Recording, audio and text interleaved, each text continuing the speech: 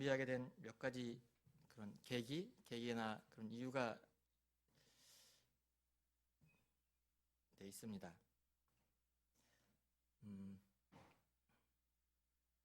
첫 번째는 오늘 제목에 보시는 것처럼 낯선 시간, 낯선 공간이라고 제목을 정했는데요.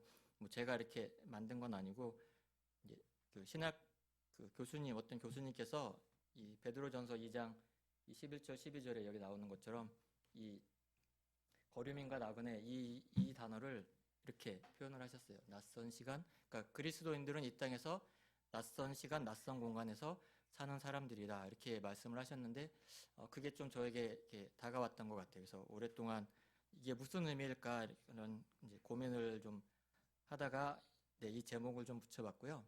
또 하나 이 본문을 택하게 된 그 이유가 있는데 작년도 12월 달에 제가 이제 속해 있는 단체에서 수련회를 했었습니다. 그러니까 저희 보통 이제 12월 달에 저희 단체에서는 수련회를 하는데요. 저희가 선교사님들이 한 70분 정도 이제 계시고 국내 이제 본부에서 사무실에서만 일하시는 분들이 이렇게 간사님들까지 해서 한 100명 정도 되거든요. 보통 수련회 할 때는 한 90명에서 100명 정도 이렇게 참석을 하는데 수련회 시간에 이제 다른 때와 다르게 특별하게 저희 단체 안에 또 이제 그런 부서들이 있는데 11개의 부서가 있어서 다른 때와 다르게 이제 각 부서에 대표되는 사람들을 모아서 토크쇼를 하면 좋겠다 그래서 토크쇼를 앞에 나와서 5명씩 6명 해가지고 이틀 동안 진행을 했었습니다. 네, 저도 참석을 했습니다. 아시죠? 전 앞에 나서는 거 정말 싫어하는 사람인데 참석을 할 수밖에 없었어요. 왜냐면 저는 저밖에 없기 때문에 부서에 있지만 저밖에 없기 때문에 제가 참석을 안 한다고 하면 대신할 수 있는 사람이 없어서 어쩔 수 없이 참석을 했습니다.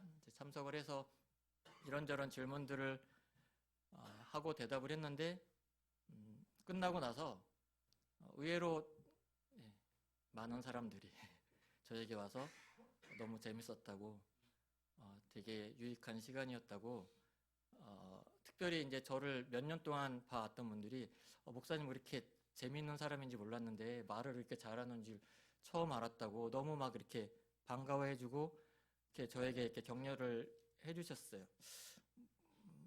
뭐 그냥 뭐라 그럴까? 제가 말을 잘했는지는 잘 모르겠는데 뭐 질문들이 그런 거였어요. 목사가 된 이유, 뭐 좋아하는 장소는 어디인가 이런 것들을 했는데 저는 목사가 된 이유를 그렇게 말했던 것 같아요. 다른 분들은 뭐 어머니가 이제 아들을 낳기 전부터 우리 아들이 낳으면은 뭐 선교사로 헌전하겠습니다. 뭐 이제 그런 거룩한 그런 얘기를 했는데 저는 그렇게 얘기했던 것 같아요.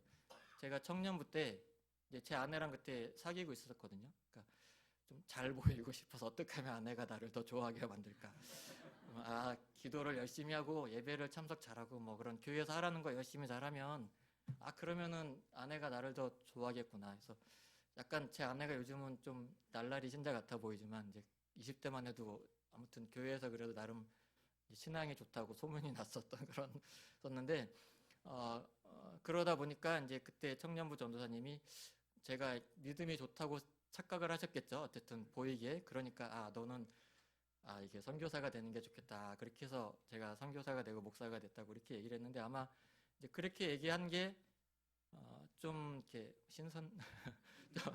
예, 너무 거룩한 얘기만 듣다가 뭐 이렇게 좀 그렇게 들리셨던 것 같아요. 그래서 여러분들이 이렇게 칭찬을 해주시고 또 뭐 이렇게 메일로도 뭐 앞으로 좀 더 친하게 지내고 싶다 막 그렇게 보내주신 분도 계시고 또 이제 저 가까이 같이 일하고 계신 분 중에 좀 약간 저를 못마땅하게 여기신 분이 계시는데 그 토크쇼를 하고 나음부터는 저를 대하는 태도가 너무 달라진 거예요. 그래서 칭찬도 많이 해주시고 그래서 나도 좀 뭐가 이렇게 말을 잘하나? 내가 사람들한테 뭐 이렇게 어필할 수 있는 능력이 있나? 뭐 약간 그런 뭐 착각이 들 정도로 칭찬을 많이 들었는데 사실은 제가 이제 그때 뭐 사람들에게 들은 칭찬이 좋았다기보다 솔직히 저에게 좀 경례가 됐던 건 뭐냐면 뭐 얘기를 여러 가지 하면서 제가 주로 했던 얘기는 그것 같아요. 참 인생이 참 쉽지가 않다. 내가 이렇게 주를 위해 살겠다고 헌신해서 이렇게 선교사가 돼서 뭐 거의 20년, 15년, 20년 동안 이렇게 이렇게 지금까지 지내오고 있지만 이렇게 너무 이렇게 생각만큼 쉽지 않고 여러 가지 어려움, 고난, 또 걱정, 염려 이런 것들이 참 많다. 내 마음대로 참 되지 않고 또 내가 이렇게 하고 싶지만 또 그렇게 되지 않다라는 그런 제 고민을 많이 얘기를 했었던 것 같아요. 그래서 저는 사람들이 이렇게 저에게 와서 이렇게 반응을 보인 게 내가 갖고 있는 고민이 나만의 고민이 아니고 그 사람들도 같이 고민하고 있구나. 마치 어떻게 보면 다 정말 헌신해서 자기의 삶을 드리겠다고 이렇게 일을 하고 있는 사람들이지만 여전히 많은 고민과 염려와 걱정 속에 살아가고 있구나. 그래서 같은 고민을 나누는 사람들, 같은 고민을 공유하는 사람들이 많이 있구나라는 그런 것이 저에게 참 위로가 되었던 것 같습니다. 또 하나 이제 진짜 현실적인 고민은 이제 주한이가 이제 중학교 1학년이 됐잖아요.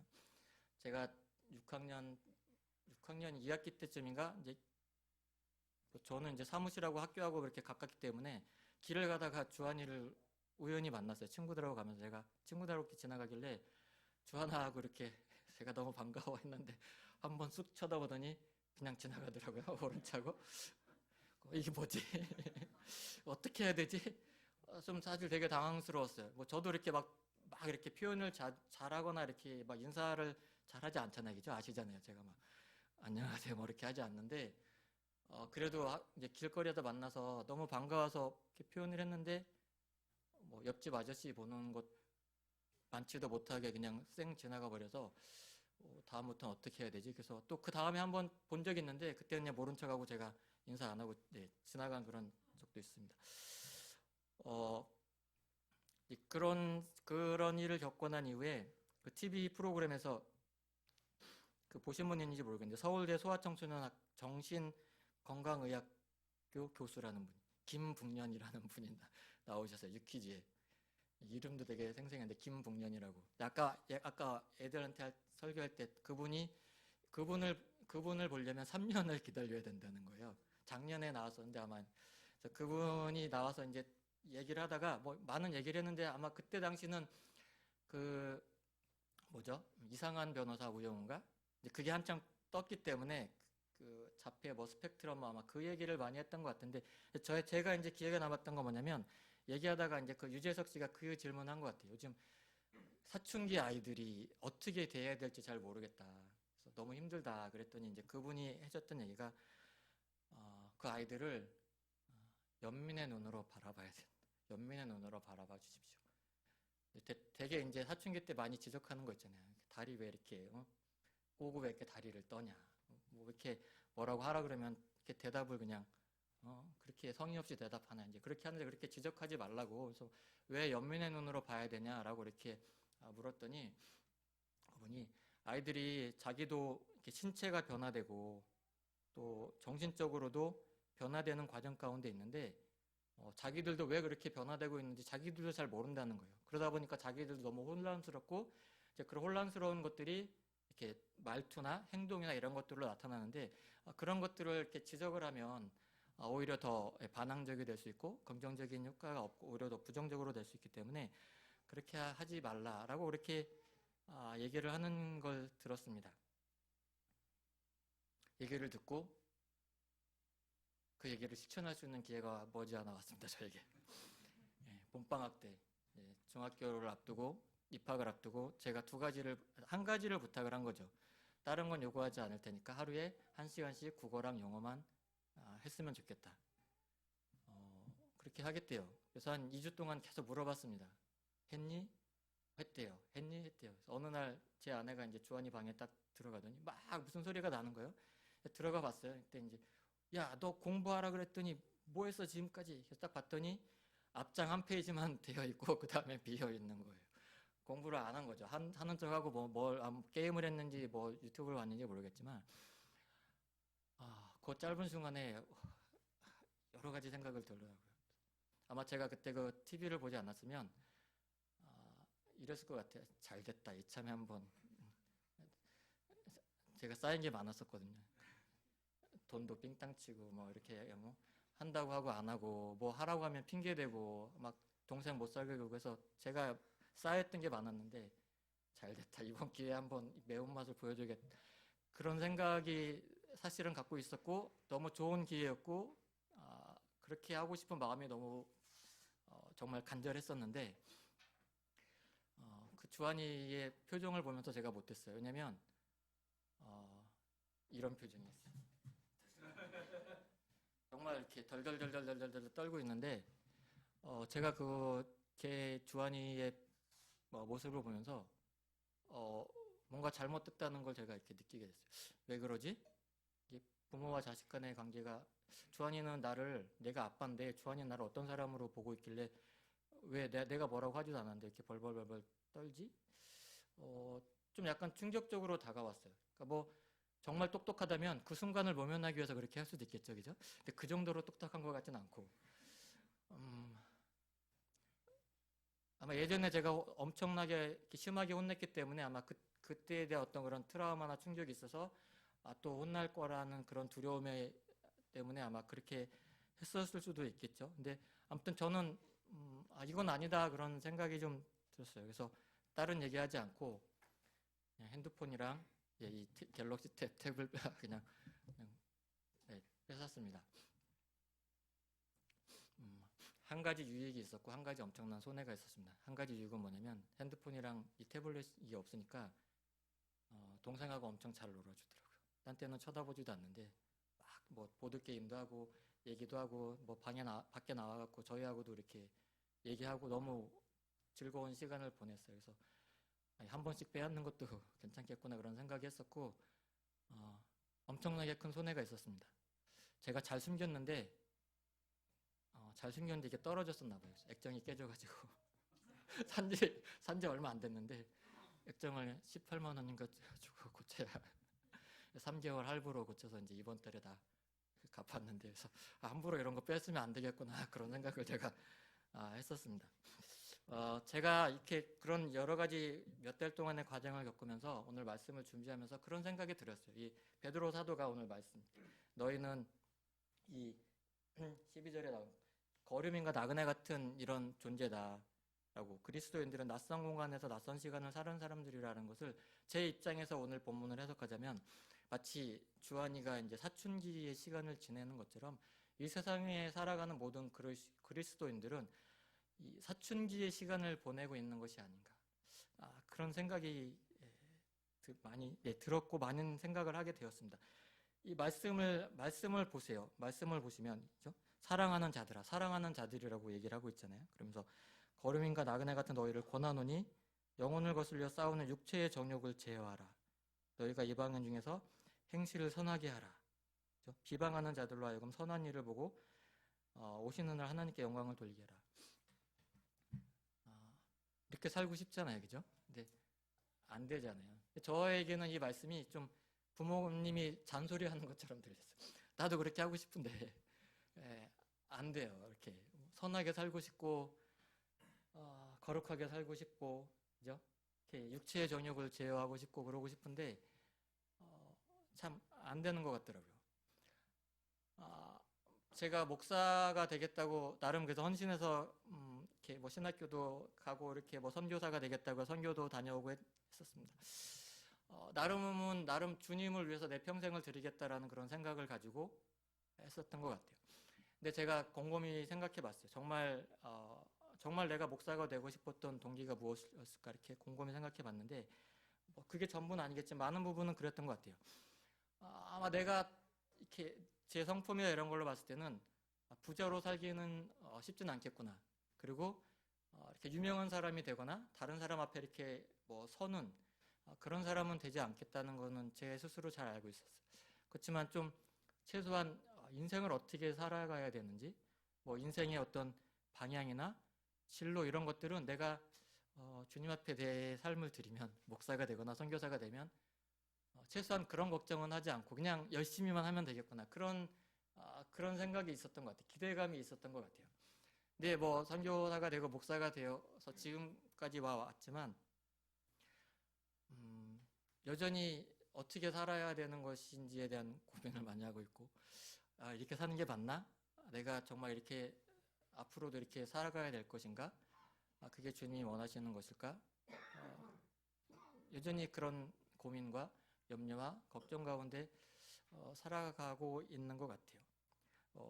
잘하고 싶은데 하나님 앞에 칭찬받고 싶은데 지나고 나면 칭찬받을 일은 별로 하지 않고 이렇게 사춘기 아이들이 이렇게 반항하고 이렇게 뭐 이렇게 틱틱대고 그렇게 하는 것처럼 늘 이렇게 지나오고 보면 제가 그렇게 하고 있는 저의 모습, 그런 행동들 그렇게 하고 있는 것 같은 그런 생각이 들었습니다.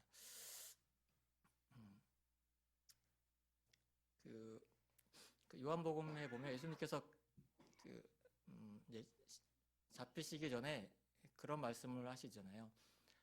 내가 너희를 떠나가는 것이 너희에게 유익이라, 그런 말씀을 하셨죠. 이게 무슨 말일까? 왜 이런 말씀을 하셨을까? 이렇게 많은 고민을 해봤습니다. 좀 약간 이해가 됐던 게, 고민을 하다가 만약에 예수님이 계속 지금까지 살아계시다면 우리는 어떠했을까? 그러니까 예수님과 항상 동행했던 제자들의 우리가 모습을 보면 알잖아요, 그죠? 제자들의 모습을 보면 항상 모든 걸 예수님께 맡기는, 예수님한테 그냥 다 의지하면 모든 것이 해결되는 것처럼 그렇게 그런 모습들을 우리가 볼 수 있죠. 아마도 예수님께서 뭐 병을 다 고치실 수 있고 모든 사람들이 필요를 채워주실 수 있고 그럼 모든 사람들이 예수님을 믿을 수 있을 것 같지만 그렇게 하지 않으시고 내가 너희를 떠나가는 것이 너희에게 유익하다라고 말씀하시고 정말 부활하셔서 승천하시죠. 성령을 우리에게 보내주셨는데 예수님께서 우리에게 원하시는 건 그랬던 것 같아요. 그러니까 우리가 잘하기를 바라셨던 거죠. 예수님이 누구이신가를 우리가 잘 알아서 우리가 자라서 그리스도의 장성한 분량에 이르기를 원하셨던 것이죠. 하지만 우리가 같이 있으면, 예수님이 우리와 함께 있으면 마치 우리가 더 잘할 수 있을 것 같지만 오히려 더 예수님 앞에 모든 것을 핑계대고 우리는 언제나 그 핑계를 삼아서 우리가 잘할 그럴 기회를 놓치기 때문에 예수님께서 우리에게 그렇게 우리의 유익을 위해서 그렇게 해주셨지 않나 하는 생각을 좀 해봤습니다. 한 2주 전인가 저희 단체의 그 대표님하고 제 아내랑 저랑 이제 같이 점심 식사를 했었는데요. 뭐 이런저런 하다가 이제 그 아들이 이제 6월달에 결혼을 하거든요. 근데 그런 얘기를 해주셨어요. 결혼을 이제 준비하는 과정. 이제 저희 이제 그 대표님이 그래도 좀 이렇게 알려주신 분이거든요. 국내에서도 그렇고 해외에서도 이름만 들면 꽤 알려져 있는 분인데, 근데 결혼할 그 신부 가정이 믿지 않는 가정이에요. 신부도 믿지 않고. 그 얘기를 하면서, 그리고 이제 결혼식을 준비하는데 청담동에서 아주 호화찬란한 그런 결혼식을 준비하고 있다고 그렇게 얘기를 하시더라고요. 이제 그러면서 그런 얘기를 하셨어요. 내가 다 양보하기로 했다고. 이제 신부 측에다가 내가 다 양보하기로 그렇게 했다고. 어느 선까지 내가 양보하기로 했냐면 최소한 내 체면 때문에 아이들이 하고 싶어하는 결혼식을 할 수 없도록 하는 그런 일은 없게 해야 되겠다. 그래서 내 체면 때문에 교회에서 결혼식을 해야 되고 뭐 식사도 간단하게 해야 되고 뭐 주례도 있어야 되고 뭐 그런 식으로는 하지 않겠다. 너희들이 원하는 대로 다 해라. 할 수 있을 만큼. 근데 이렇게 벗어나지 않는 선에서 다 양보했다라고 이렇게 얘기하면서, 그렇게 했던 이유가 두 가지였는데, 하나는 뭐였냐면 첫 번째는 그 가정이 다 믿지 않기 때문에 내가 고집해서 교회에서 예배드리자고 하고 교회에서 뭐 준비하고 이렇게 다 하자 그러면 분명히 예수 믿는 것들은 자기네들 고집대로 하는구나. 그래서 나중에라도 그 뭐 신부와 신부 측 가정들에게 복음을 전할 기회를 잃어버리겠구나. 최소한의 그런 어떤 공간 여유를 만들어놔야 나중에라도 어떤 복음을 전할 기회가 있을 때 그들에게 복음을 전할 수 있겠구나 하는 그런 생각을 가졌다고 그렇게 말씀을 하시고, 또 하나는 그런 얘기를 하셨어요. 하나님이 우리에게 어떻게 대해주시는가. 하나님이 자기 이름 때문에 자기 체면 살리고자 하나님이 택하신 자들에게 강요하시고 억지로 잘 믿게 하고 막 그렇게 믿지 않으면 벌 주고 그렇게 하지 않으신다는 거죠. 오히려 자기의 이름을 위해서 그 택하신 자들이 잘못하고 그죠? 그 예수님을 죽이는 그런 자들을 위해서 기꺼이 고통을 감내하시고 십자가 달려 돌아가신 분이 우리가 믿고 우리가 고백한 하나님 아버지시다라고 이렇게 말씀을 해주신 게 좀 저에게 많이 좀 뭐라 그럴까요? 위로도 되고 도전도 되고 그랬던 것 같습니다. 우리가 믿는 예수님, 우리가 고백하고 있는 그 예수님, 하나님은 어떠한 분이신가? 주한이가 제가 잘못했을 때, 주한이가 잘못했을 때, 잘못한 건지 잘 모르겠어요. 그러니까 항상 제 아내도 어제도 또 큰 사건이 좀 있었지만, 네, 아무튼 그냥 넘어왔는데, 그게 거짓말인지 잘 모르겠어요. 했다고 해놓고 안 했는 게 거짓말이라고 봐야 되는지 잘 모르겠지만, 그렇게 마치 우리가 뭐 좀 하면 이렇게 잘못하면 하나님이 이렇게 딱 지켜보시고 째려보시는 것처럼 이렇게 벌벌 떨어야 되는 그런 분이신가? 또 이렇게 기도할 때, 뭐 예배 드리러 나올 때, 뭔가 할 때 격식을 갖춰야 되고 예의를 갖춰야 되고 한 달 전에 예약해가지고 만나러 가도 될까요? 뭐 시간 있으세요? 그러신 분이신가? 그러지 않으신 것 같아요. 그러지 않으신 것 같다는 생각이 좀 많이 들었어요. 그러니까 주희가 장난감 잃어버리고 뭐 필요할 때 뭐 저한테 아빠 시간 있어 그렇게 하지 않잖아요, 그죠? 물어보지 않잖아요. 그냥 제가 뭘 하고 있던 상관없이 찾아달라고 떼쓰고 요청하고 이렇게 하는 것처럼 그냥 저에게 그런 생각을 해봤어요. 너무 주눅 들어있지 말자. 목사기 때문에 이걸 못해서 이렇게 뭐 이런 걸 못해서 너무 주눅 들어 있어 하지 말고 좀 당당하게 좀 살아보자. 하나님 앞에 좀 당당하게 요구도 하고 떳떳하게 이렇게 좀 해보자. 왜? 네. 하나님이 우리를 연민의 눈으로 보시기 때문에 내가 너를 잘 알아. 너가 어떠한 존재인지 지금 헷갈리지?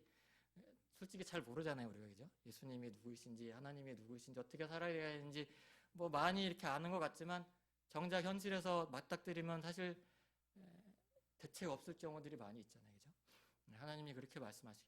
내가 잘 알고 있어. 지금 네가 사춘기의 과정을 겪고 있는 거야. 몸도 바뀌고 있고 정신적으로도 이렇게 여러 가지 지금 어려운 가운데 있는데, 그게 그냥 그런 가운데 있어. 자라는 과정이야. 자라는 과정이니까 너무 염려하지 말고 그 시간을 잘 견디면서 지내면 된다라고 이렇게 저에게 위로를 해주시는 것 같았어요. 당당하게 살아라. 너무 내가 그렇게 무서운 사람 아니니까 너무 겁먹지 말고 뭐 좀 잘못했다고 주눅 들지 말고 그냥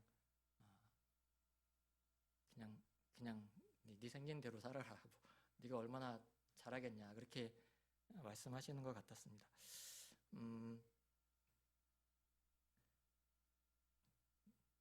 네, 도움이 되실 말씀인지는 잘 모르겠지만 저에게는 아무튼 네, 위로가 되었던 것 같아요. 하나님께서 나를 어떻게 보고 계신가?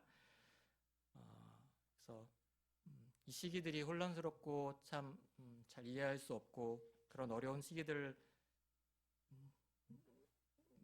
우리가 아마 네, 주님 앞에 가는 날까지 그런 시간들을 우리가 살아갈 것이지만 그것이 의미 없는 시간이 아니라는 것을 더 주님을 깊이 알아가는 그런 시간들, 주님을 더 깊이 의지하게 되는 그런 시간들, 아이들이 자라면서 아빠 엄마가 어떤 분인지를 더 깊이 알게 되는 것처럼 이런 시간들을 통해서 우리가 믿고 고백하는 그 하나님이 어떠한 분이신지를 우리가 좀 더 이렇게 깊이 알아가고 더 감사할 수 있게 되고 더 사랑할 수 있게 되는 그런 말씀이 되었으면 합니다. 같이 기도하겠습니다.